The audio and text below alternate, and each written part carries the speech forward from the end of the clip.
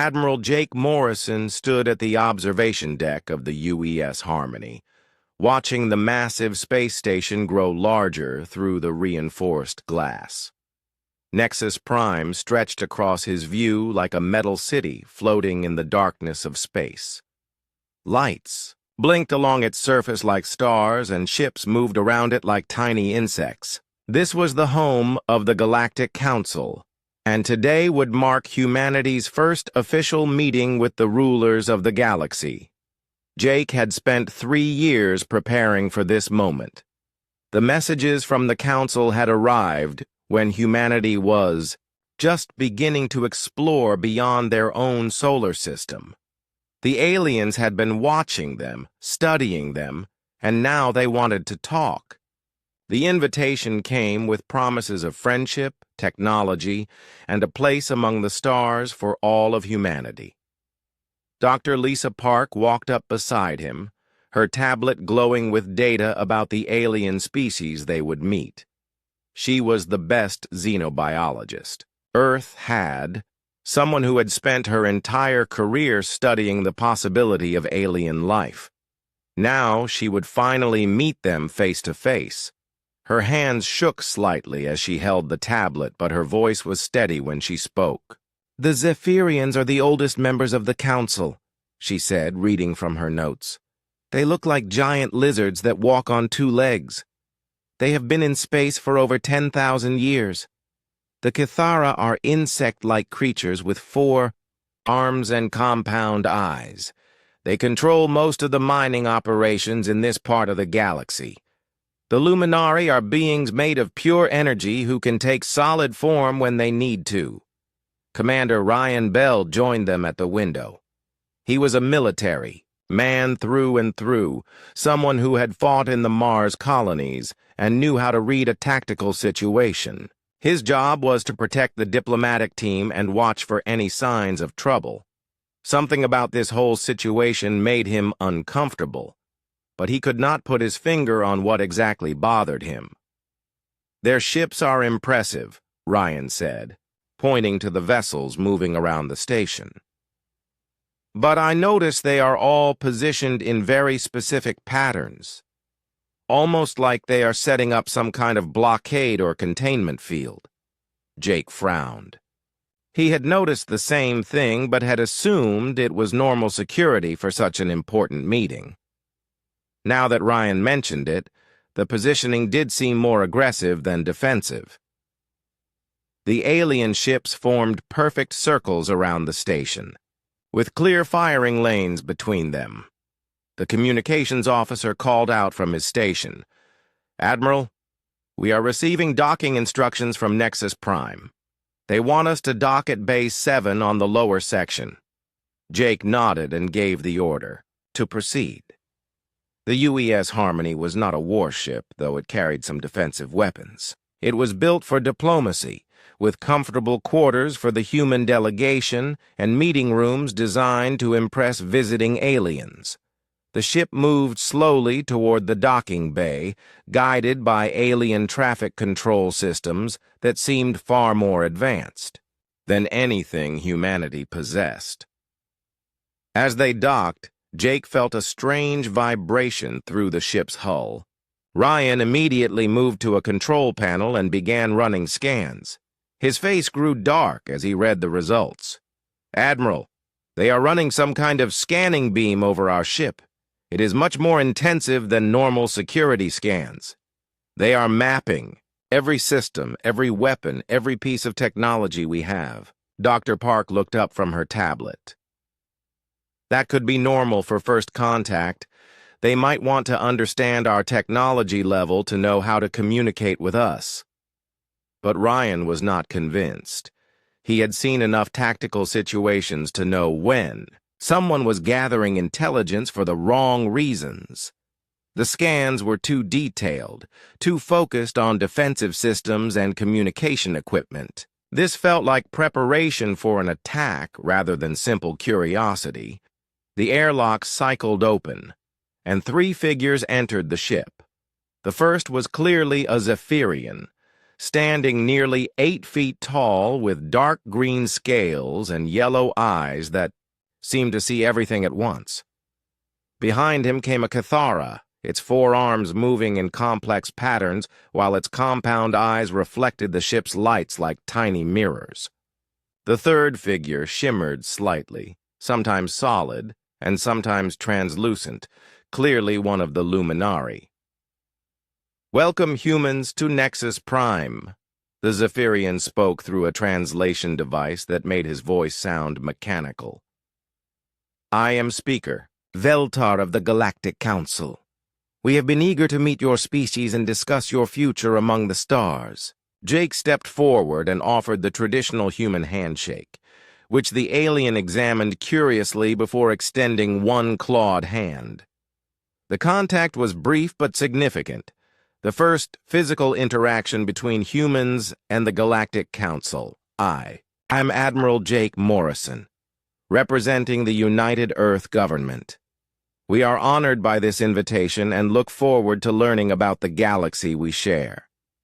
The meeting moved to the ship's main conference room, where the aliens presented their proposal. Speaker Veltar activated a holographic display that showed the local region of the galaxy, with human space highlighted in blue and council territory marked in various other colors. "Your species has impressed us with your rapid technological development and your courage in exploring the unknown," Veltar said.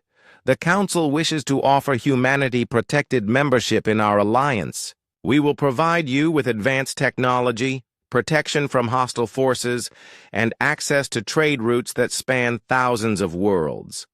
The offer seemed generous, almost too generous. In exchange for this protection and technology, humanity would need to provide the Council with access to Earth's biological resources and allow Council representatives to establish bases in human territory. The aliens claimed they were particularly interested in Earth's diverse ecosystem and the genetic diversity of human populations. Dr. Park asked many questions about the biological surveys the aliens wanted to conduct. The answers she received were detailed, but something about them felt wrong. The aliens seemed more interested in human genetic material than in Earth's plants and animals. They asked about population centers, birth rates, and genetic variation between different human groups. Ryan noticed that the alien ships around the station had been joined by additional vessels during the meeting. What had started as a security formation was now clearly a full military blockade. Any human ship trying to leave the area would have to pass through multiple layers of alien warships. The negotiations continued for hours. The aliens were patient and persistent, answering questions and addressing concerns, but always pushing toward the same conclusion. They wanted humanity to sign the agreement today, before the delegation returned to Earth. They claimed that the Council's offer had a limited time frame due to political considerations within the alien alliance. Jake felt the pressure building. The offer was everything humanity had dreamed of when they first reached for the stars. Advanced technology that could solve Earth's energy problems, protection from unknown threats in the galaxy, and partnership with civilizations that had mastered interstellar travel thousands of years ago. But something was wrong. Ryan's tactical concerns were valid, and Dr. Park's questions about the biological surveys had not been answered satisfactorily. The aliens seemed to know too much about human society, and too little about what they claimed to be offering in return. As the day progressed, Jake noticed that the aliens were subtly changing their approach. When he asked for time to consult with Earth before making such an important decision, they began to pressure him more directly. They spoke of other species that had missed similar opportunities and how difficult it would be to extend the offer again if humanity rejected it now. Finally, as the station's artificial day cycle began to dim, Speaker Veltar presented the final agreement. It was written in both alien script and English, though Jake noticed that some of the translation seemed imprecise. The document was complex, filled with legal language that would take experts weeks to fully understand. The Council requires a decision tonight, Veltar said. Our political situation is delicate, and we cannot hold this offer open indefinitely. Jake looked at his advisors. Dr. Park seemed uncertain, her scientific curiosity warring with her growing suspicions about the aliens' true intentions. Ryan was clearly opposed to signing anything without more time to study the implications. But the pressure was intense, and the potential benefits were enormous. Against his better judgment, Jake signed the agreement. As soon as his signature was complete, he noticed changes in the aliens' behavior. Their friendly demeanor became more formal, almost cold. The translation devices that had been working perfectly all day suddenly seemed to develop problems when he asked follow-up questions. As the human delegation prepared to return to their ship, Jake overheard part of a conversation between the aliens in their own language. He did not understand the words, but the tone was unmistakably triumphant. Dr. Park caught his eye and nodded slightly, indicating that she had heard it too. Back aboard the UES Harmony, Ryan immediately began scanning the space around them. His face went pale as he read the results. Admiral, they have activated some kind of jamming field. Our communications with Earth are completely blocked. We cannot send any messages beyond this system. Jake realized with growing horror that they had walked directly into a trap. The attack began exactly 48 hours after Admiral Jake Morrison signed the agreement on Nexus Prime. Governor Kate Sullivan was reviewing morning reports in her office on New Denver when the first ships appeared in the colony's sky. She had been expecting trade vessels or perhaps diplomatic ships following up on the Council agreement. Instead, massive black vessels descended through the atmosphere like mechanical vultures, their hulls bristling with weapons and strange harvesting equipment. Kate rushed to the colony's communication center, trying to reach Earth or any other human settlement. The communication arrays were dead, filled with static and interference that made it impossible to send even simple messages. The colony's defense coordinator, Alex Turner, met her at the command center with grim news. "Governor, we have 37 ships in our atmosphere and more arriving every minute," Alex said, his face pale as he read the scanner reports. "They are not responding to any communication attempts, and their weapon signatures are unlike anything in our databases." Through the command center's main window, Kate watched as the alien ships began deploying smaller craft toward the mining facilities and residential areas. These smaller ships moved with purpose, heading directly for the most important locations in the colony. They knew exactly where to go, as if they had detailed maps of every human settlement. "How could they know our layout so precisely?" Kate asked. But the answer came to her even as she spoke. The biological surveys mentioned in the Council agreement, the detailed scans of human ships, the questions about population centers and resources. The aliens had been gathering intelligence about humanity for much longer than anyone had realized.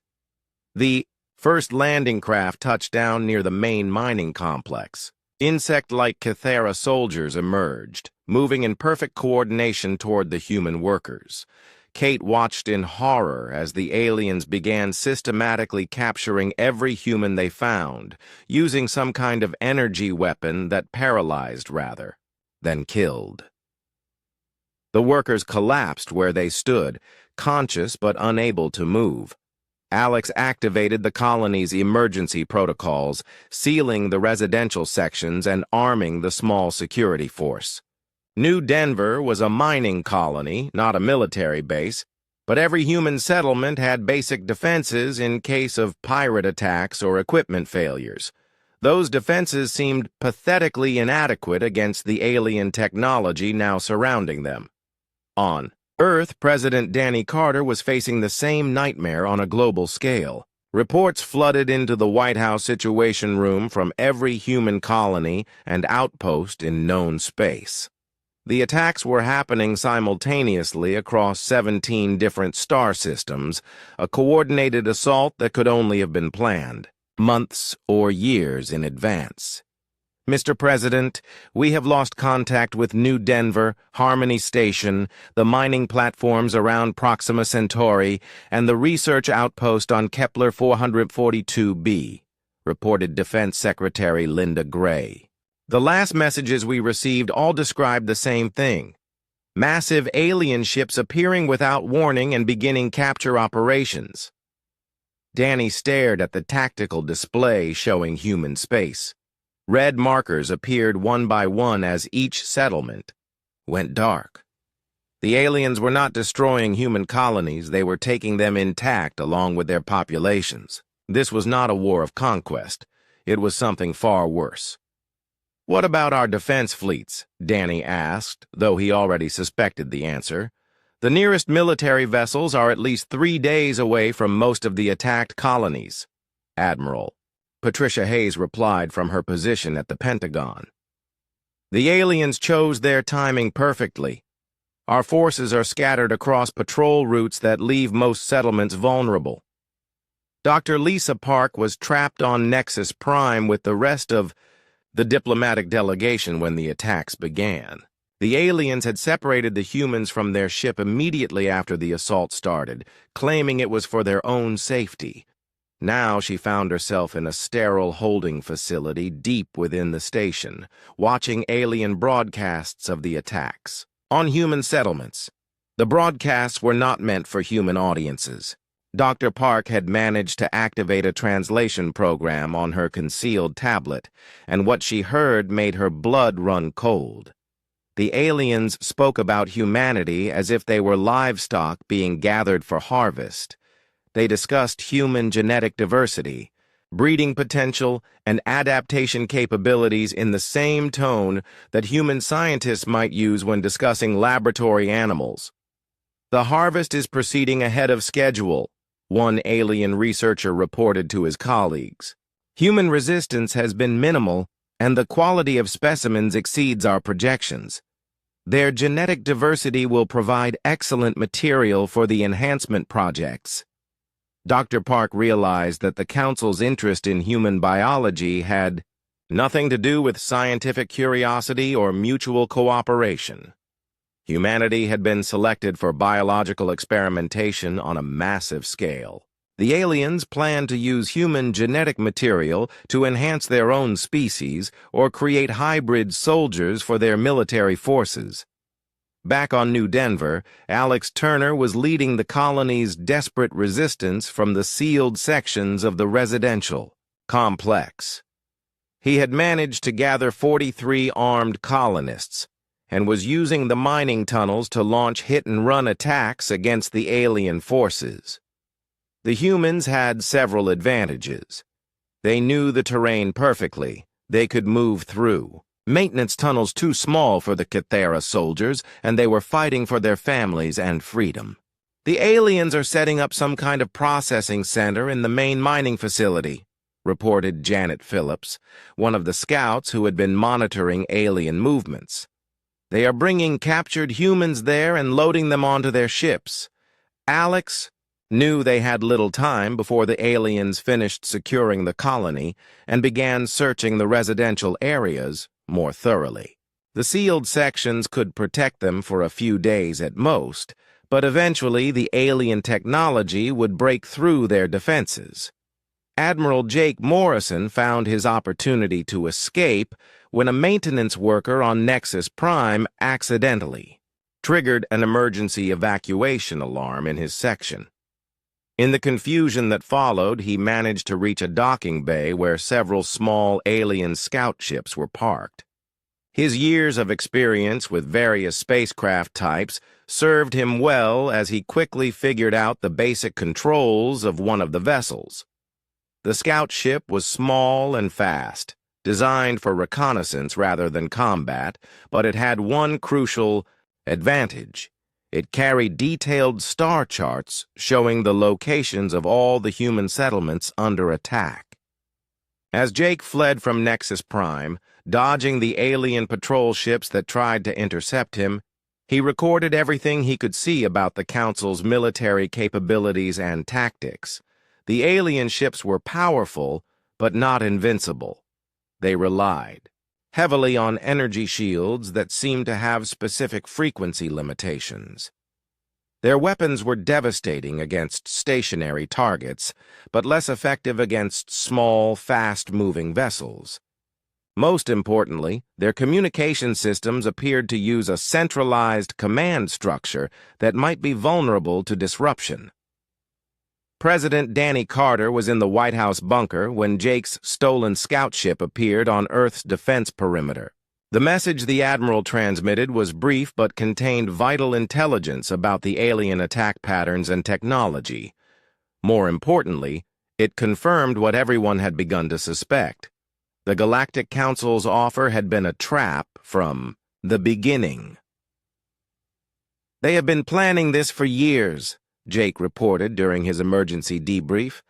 "The biological surveys, the questions about our population centers, even the timing of their first contact. Everything was designed to gather intelligence for this harvest operation." The word harvest sent chills through everyone who heard Jake's report. The aliens were not interested in conquest or even slavery in the traditional sense. They wanted human beings as raw material for their genetic research programs. The diversity and adaptability that made humanity successful in exploring space also made them valuable as experimental subjects. Dr. Park managed to send one encrypted message to Earth before the aliens discovered her hidden communication device. The message contained detailed information about the Council's research facilities and their plans for captured humans. She had learned that the aliens had been harvesting other species for centuries, using their genetic material to enhance themselves and create specialized slave races. "Humanity is just the latest addition to their collection," she transmitted. "But we may also be their biggest mistake. They underestimate our capacity for adaptation and resistance." On New Denver, the situation was becoming desperate. Alex Turner's resistance fighters had managed to rescue some of the captured colonists, but the aliens were systematically destroying the mining equipment and infrastructure. They did not want to leave anything useful behind for humanity to recover. Kate Sullivan was coordinating the evacuation of the colony's children through hidden maintenance tunnels that led to emergency shelters in the surrounding mountains. The adults would stay behind to fight, but the children might have a chance to survive until rescue arrived. If rescue ever came. The alien commander on New Denver, a massive Kythera with scarred chitin and cybernetic enhancements, seemed frustrated by the human. 6 months after the Council's betrayal, humanity had adapted to life in the shadows. General Patricia Hayes stood in the command center of Sanctuary, a massive asteroid base hidden in the outer system of the Wolf 359 star. The base had been carved out of a dead rock over 20 years as part of Project Prometheus, a classified program that most of the galaxy believed was just theoretical research into deep space threats. Patricia looked at the holographic display, showing the current state of human space. Red zones marked areas under complete alien control, yellow showed contested regions, and the small patches of green represented the hidden sanctuaries where human resistance continued to grow.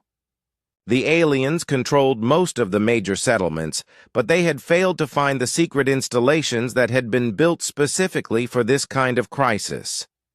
"Report from Sector 7, announced Communications Officer Ben Martinez. "Commander, Bell's team successfully intercepted another Council supply convoy. They captured 6 alien transport vessels and rescued over 300 human prisoners. Ryan Bell had become something of a legend among the Resistance fighters. After escaping from Nexus Prime with Admiral Morrison, he had taken command of a converted asteroid mining ship called the Retribution. The vessel looked like industrial equipment from the outside, but hidden within its hull were weapons and systems that could match anything the Council possessed. Ryan's crew had spent months learning how to fight the aliens on their own terms. His chief engineer, Martin Cole, was a genius at reverse engineering captured alien technology. Every successful raid brought back new equipment that Martin could study and adapt for human use. The aliens' energy shields had seemed impenetrable at first, but Martin had discovered that they operated on specific frequencies that could be disrupted with the right harmonics. Samantha Price commanded the boarding teams that captured alien vessels during raids. She was a former Marine who had fought in the asteroid mining conflicts before the Council arrived. Her specialty was close-quarters combat in zero gravity, skills that proved devastatingly effective against aliens who were used to fighting in atmosphere or on solid surfaces. "The aliens are learning to avoid our patrol routes," Samantha reported during the daily briefing. "But they are also getting careless. They still think we are primitives who got lucky a few times. That arrogance is going to cost them." The Resistance had grown far beyond what the Council had expected. Every human settlement that fell produced survivors who escaped to the hidden bases. Every alien attack created new refugees who joined the underground networks spreading across human space. The Council had anticipated crushing human morale with their initial assault, but instead, they had created an enemy that grew stronger with each passing day. Dr. Lisa Park had become the most valuable intelligence asset in the human resistance. Still trapped on the Council's primary research station, she had managed to contact the underground through a network of human prisoners led by Charles Grant, a former diplomat who had been captured during the early raids. Charles had organized the prisoners into cells that could gather information and carry out sabotage operations within the alien facilities. "The Council is having serious problems with their research program," Lisa transmitted through the hidden communication network. "Human subjects are not responding to their genetic manipulation techniques the way other species did. Our DNA is more complex and adaptable than they expected. Several of their experiments have failed completely." This information was crucial for planning rescue operations. The aliens kept their most valuable prisoners at the research stations, but they were also where security was tightest. Lisa's intelligence helped the Resistance identify which facilities could be attacked and which ones were too heavily defended. The Resistance had also learned that the Council was not as unified as they appeared. The 3 major species had different goals for the human harvest. The Zephyrians wanted to use human genetic material to extend their own lifespans. The Cathara were interested in human adaptability for creating better worker castes. The Luminari hoped to study human consciousness and emotion, which were alien concepts to their energy-based existence. "We can use their divisions against them," Patricia explained during a strategy meeting with the Resistance cell leaders. "If we hit the right targets, we can make each species blame the others for their failures. The more they fight among themselves, the less attention they pay to hunting us."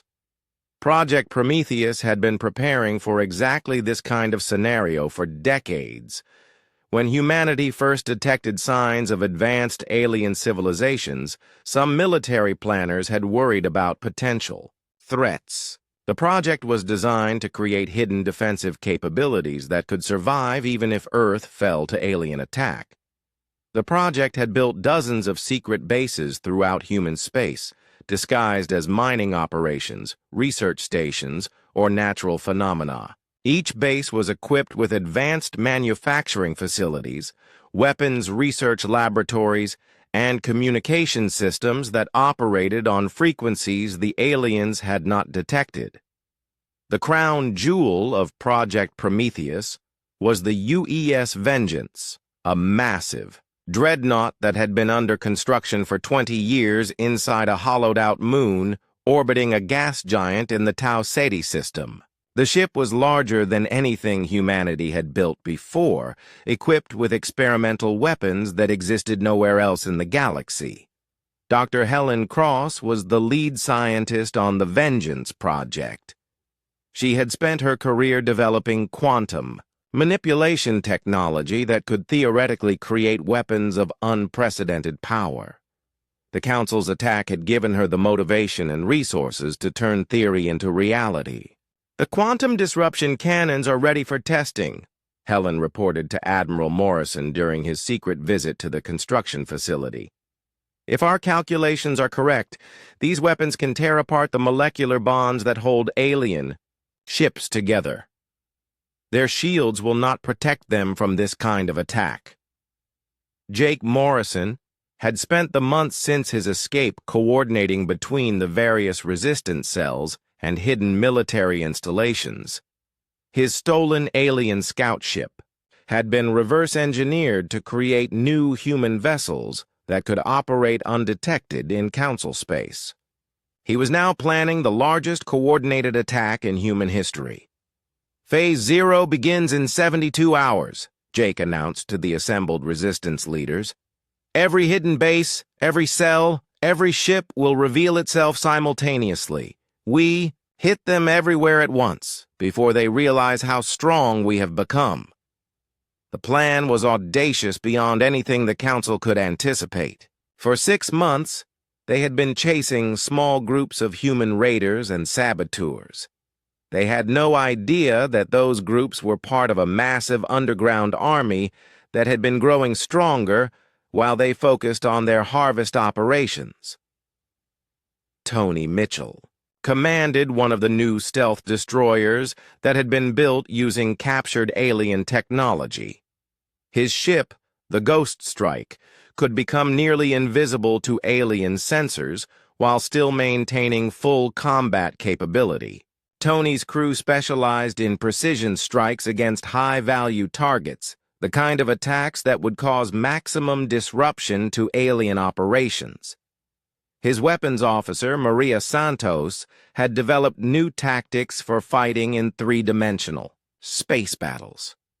The aliens were used to enemies that fought like they did, with massive fleets exchanging fire at long range.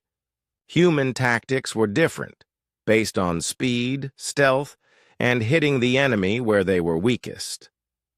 Navigator Nick Adams had mapped every hidden route through human space, identifying asteroid fields and nebulae where human ships could hide from alien patrols.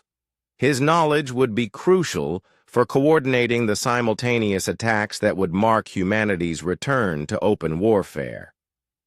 On New Denver, Alex Turner's resistance had evolved from desperate survivors into an effective guerrilla army. They had learned to use the aliens' own technology against them, turning captured weapons into booby traps and hacking into alien communication systems to spread false information. The colonists had also discovered something the aliens had not expected. Human prisoners could resist the mind control techniques that worked on other species. The genetic diversity and mental flexibility that made humans valuable research subjects also made them nearly impossible to break psychologically. "They keep trying to make us compliant," reported one rescued prisoner. "But every technique they use just makes us more determined to fight back. I think they are starting to realize they made a serious mistake." The Council's harvest operation was falling behind schedule across the board. What should have been a simple collection mission had turned into a grinding campaign against an enemy that refused to be conquered. The aliens were spending more resources on security and suppression than they were gaining from their biological research. Council Speaker Veltar was facing increasing pressure from his superiors. The Zephyrian leadership had expected quick results from the human harvest, but instead they were losing ships and personnel to an enemy they had dismissed as primitive. Other council members were beginning to question whether the humans were worth the effort they required. "Perhaps we should consider the Terran extermination protocols," suggested one Cathera commander during a council strategy session. If Phase 0 began at exactly 0800 hours Galactic Standard Time across 17 star systems simultaneously, the UES Vengeance emerged from its hidden construction bay like a mechanical leviathan awakening from deep slumber. Admiral Jake Morrison stood on the massive Dreadnought's bridge, watching as 20 years of secret preparation finally revealed itself to the galaxy. The ship was enormous, larger than any vessel humanity had built before, its hull bristling with quantum disruption cannons and experimental shield generators. Dr. Helen Cross had outdone herself with the weapon systems. The quantum cannons could tear apart matter at the molecular level, making traditional armor and energy shields useless against their devastating power. "All stations report ready, Admiral," announced the tactical officer. "Quantum cannon arrays are charged and targeting the Council fleet at coordinates 77 Mark IV. Jake nodded grimly. The Council had positioned a major fleet in the SOAR. Proxima Centauri system, using it as a staging area for harvest operations throughout human space. That fleet was about to become the first target of humanity's revenge armada. Fire all weapons, Jake commanded. The Vengeance's quantum cannons spoke with voices like tearing reality. Brilliant streams of energy reached across space, striking the alien ships with power that their shields could not comprehend or deflect. The first Council vessel simply came apart, its molecular bonds disrupted so completely that it ceased to exist as a solid object. The second and third ships suffered the same fate before the alien commanders even realized they were under attack. Across the galaxy, similar scenes were playing out as humanity's hidden fleet revealed itself. Tony Mitchell's stealth destroyer, Ghost Strike, materialized behind the Council command ship in the Wolf 359 system. His crew had spent months studying alien defensive systems, learning exactly where to hit for maximum effect. "Maria, target their command and control sections," Tony ordered. "Nick, get us out of here the moment we fire. This is going to get very dangerous very quickly." Maria Santos's fingers danced across her weapons console, targeting the specific systems that would cripple the alien ship without destroying it completely. The Ghost Strike's modified plasma cannons fired in perfect sequence, each shot precisely aimed to disable critical systems while leaving the hull intact. The alien ship spun helplessly as its command systems failed. Without their sophisticated coordination networks, the individual alien warriors aboard were reduced to confused groups with no central leadership. Nick Adams had already plotted their escape route through an asteroid field where the larger Council ships could not follow. On New Denver, Alex Turner's guerrilla fighters emerged from their hidden tunnels in coordinated strikes against every alien position on the planet. They had spent months preparing for this moment, stockpiling weapons and mapping every alien installation. Now they moved with the precision of a military unit rather than desperate survivors. "Team Alpha, hit the communication array on the North Ridge," Alex commanded through the Resistance communication network. "Team Beta, take out the landing field. Team Gamma, rescue operations at the processing center. Remember, we want prisoners for intelligence gathering." The aliens on New Denver suddenly found themselves fighting an enemy that knew the terrain perfectly and had been planning this attack for months. Human fighters appeared from concealed positions, struck with devastating precision, and disappeared. Before the aliens could respond effectively, Janet Phillips led the team that captured the alien communication facility. Her people had learned to use the Council's own technology against them, turning their communication arrays into weapons that could disrupt alien coordination across the entire system. We are broadcasting the resistance frequency on all alien communication channels, she reported. Their whole network is flooded with our coordination signals. They cannot talk to each other anymore. The Council's response to humanity's sudden offensive was confused and disorganized. They had grown, comfortable with their technological superiority, and had not prepared for an enemy that could match their capabilities. The humans were using tactics that the aliens had never encountered, strategies that seemed to come from nowhere. Council Speaker Veltar watched in growing alarm as reports flooded in from across human space. The primitive species that he had, dismissed as easy prey, was systematically destroying Council forces with weapons and tactics that should not have existed. "How is this possible?" he demanded from his command staff. "Our intelligence reports indicated that human military capability was minimal. They should not possess the technology or coordination for attacks of this scale." The answer came from one of his intelligence officers, a young Kithara whose compound eyes reflected the tactical displays around the command center. "Speaker, it appears that humans have been preparing for this conflict for much longer than we realized. Our initial assessments were based on their public military capabilities. They seem to have hidden defensive systems that we never detected." The realization was devastating for Council morale. They had launched the harvest operation based on the assumption that humanity was a primitive species with limited defensive capabilities. Now they were facing an enemy that had been planning for galactic warfare while appearing to be peaceful explorers. Dr. Lisa Park's intelligence network proved crucial during the opening phases of the offensive. Her connections among the human prisoners had provided detailed information about Council defensive systems and command structures.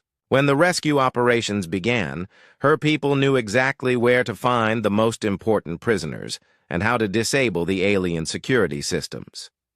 Charles Grant led the prisoner uprising on the primary research station. He had spent months organizing the captive humans into an effective resistance network, and when the external attacks began, his people struck from within. The aliens found themselves fighting enemies on multiple fronts simultaneously. "The research labs are secured," Charles reported through the hidden communication network. "We have captured intact samples of their genetic manipulation technology and rescued over 2,000 human prisoners." Dr. Park's intelligence was perfect. The technology captured from the research stations proved to be a treasure trove of information about Council capabilities and weaknesses. Martin Cole's engineering teams immediately began reverse engineering the alien systems, looking for ways to improve human weapons and defenses. "Their technology is impressive but not invincible," Martin reported to Commander Ryan Bell aboard the Retribution. "They rely heavily on energy-based systems that can be disrupted with the right harmonic frequencies. I think I can modify our weapons to be even more effective against their shields." Ryan's ship had become the flagship of the mobile fleet that struck at Council supply lines and communication networks. The Retribution looked like an ordinary mining vessel, but hidden within its hull were manufacturing facilities that could produce new weapons and equipment in the field. "Take us to the Vega system," Ryan ordered his crew.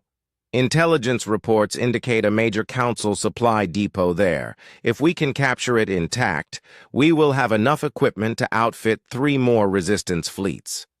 The attack on the Vega depot demonstrated how much human tactics had evolved since the early days of the Resistance.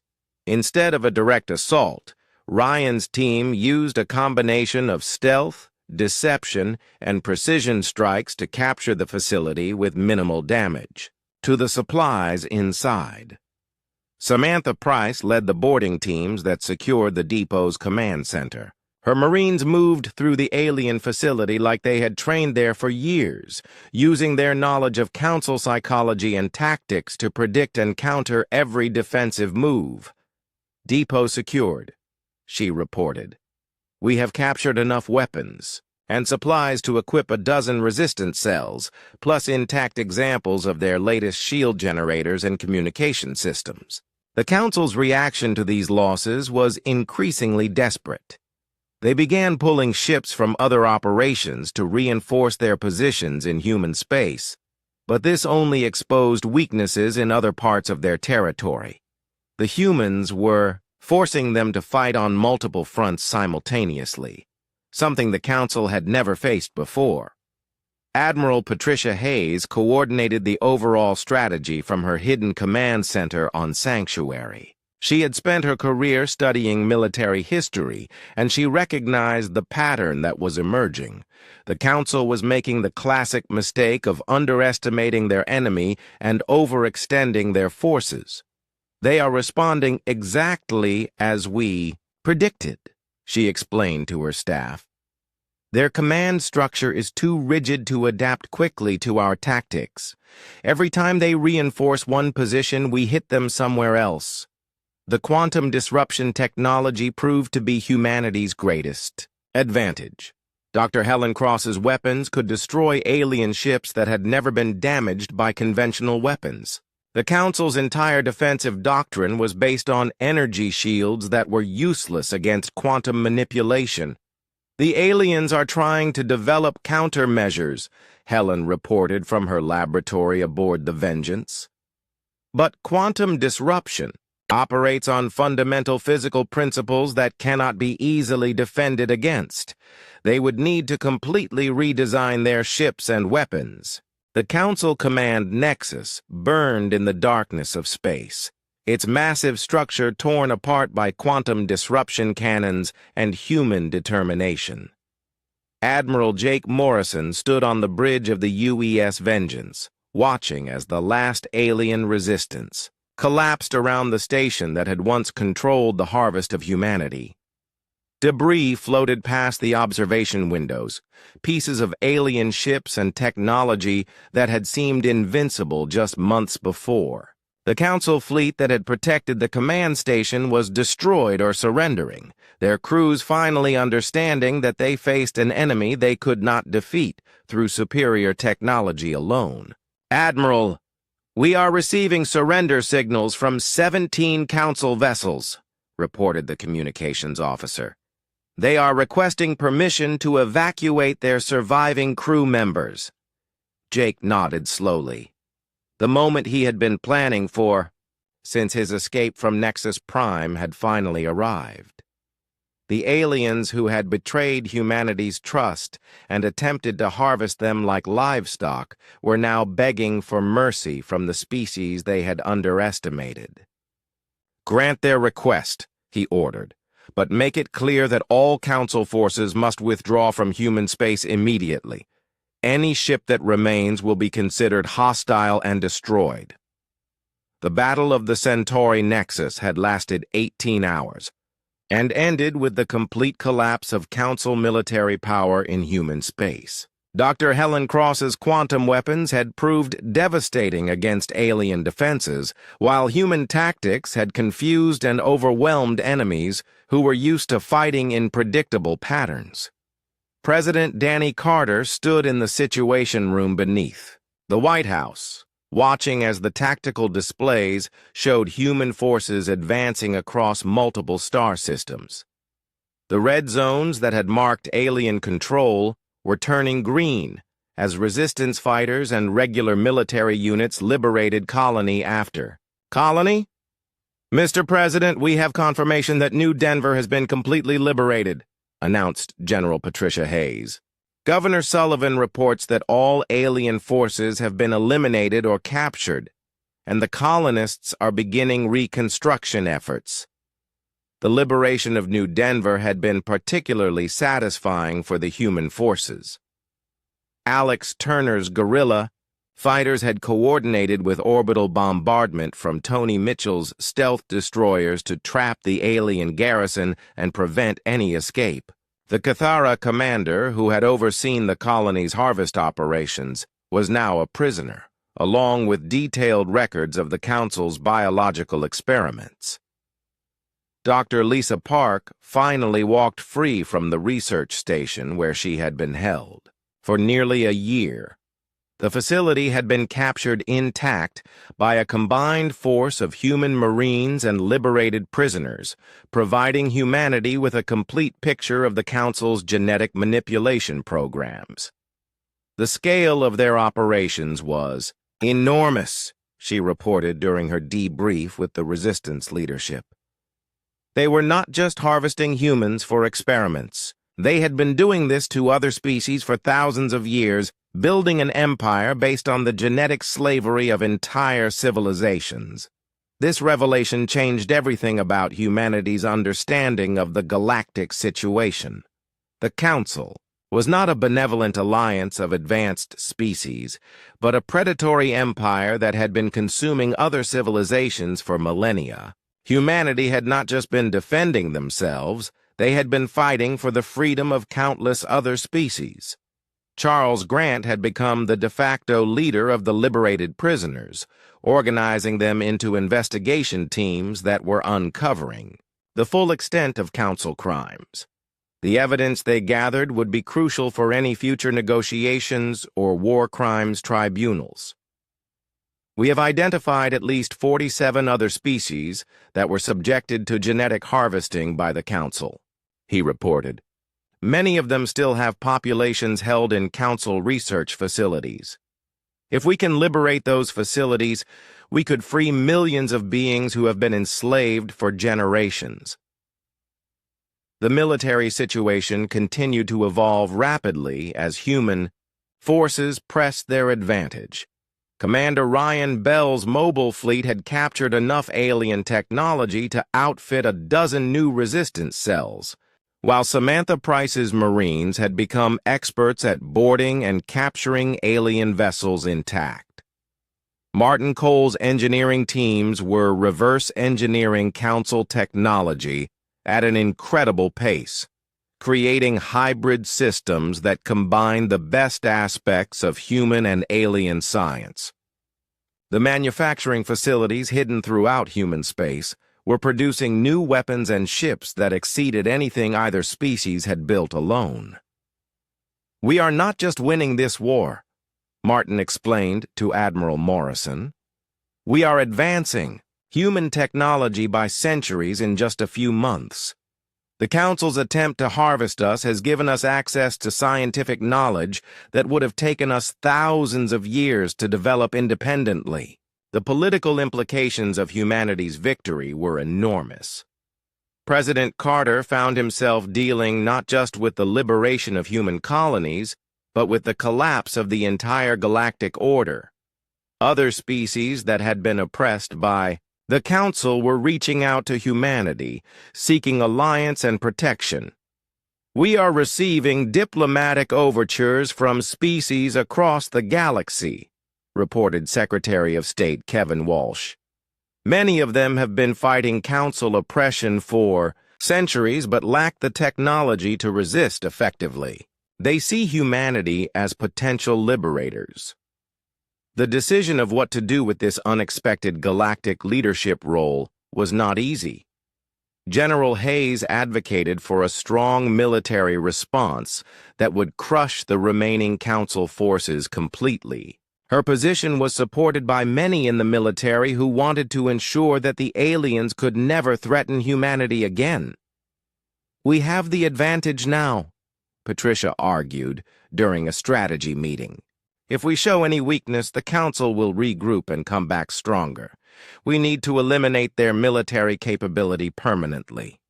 But Dr. Park and President Carter favored a more measured approach that would focus on liberation rather than conquest. They argued that humanity's goal should be to free the oppressed species and establish a new galactic order based on cooperation rather than domination. If we become conquerors ourselves, we will be no better than the Council, Lisa said. Our strength should be used to protect others, not to build our own empire. The debate was resolved when Admiral Morrison proposed the creation of the Terran Federation, a new galactic government that would be based on the principles of species equality and mutual defense. Unlike the Council's hierarchical structure, the Federation would be a voluntary alliance where each member species maintained sovereignty over their own territory. We offer partnership, not domination, Jake explained during his first broadcast, to the galaxy. Any species that wants to join us will be welcomed as an equal. Any species that threatens the freedom of others will face the combined might of the Federation. The response to this offer was overwhelming. Within weeks, dozens of species had requested membership in the Federation, bringing with them knowledge of Council operations throughout the galaxy. The liberation campaigns that followed were coordinated efforts involving multiple species working together against their former oppressors. Tony Mitchell found himself promoted to Admiral in charge of the Federation's rapid response fleets.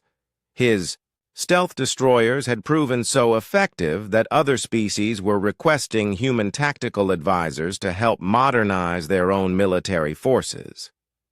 The Council made a fundamental mistake, he explained to a group of newly liberated species representatives. They assumed that superior technology was all they needed to maintain control. They never understood that determination and tactical flexibility could overcome technological advantages. Maria Santos and Nick Adams became instructors at the new Federation Naval Academy, teaching combined arms tactics and three-dimensional navigation to officers from dozens of different species. The human approach to warfare, based on adaptability and creative thinking, was revolutionary for species that had been locked into rigid tactical doctrines. The final surrender of the Council came not through military defeat, but through political collapse. As more species joined the Federation and former Council territories declared independence, the alien alliance found itself controlling only a fraction of its former territory. Speaker Veltar, the Zephyrian leader who had orchestrated humanity's betrayal, was captured during the liberation of the primary Council homeworld. His trial for crimes against sapient beings became the foundation for the Federation's legal system, establishing principles of justice that would govern relations between species for generations to come. Dr. Helen Cross's quantum disruption technology became the cornerstone of Federation defense systems, but she insisted that the research be shared with all member species rather than kept as a human advantage. Her laboratories became centers of cooperative research where scientists from different worlds worked together to solve galactic problems. Science should serve all sapient beings, she explained during the dedication of the first Federation research station. The Council's mistake was trying to hoard knowledge for themselves. We will succeed by sharing what we learn. The transformation of human space into the heart of a galactic federation happened with surprising speed. Earth became the diplomatic center of the new government, while the hidden military bases revealed during Phase 0 became training facilities for Federation forces.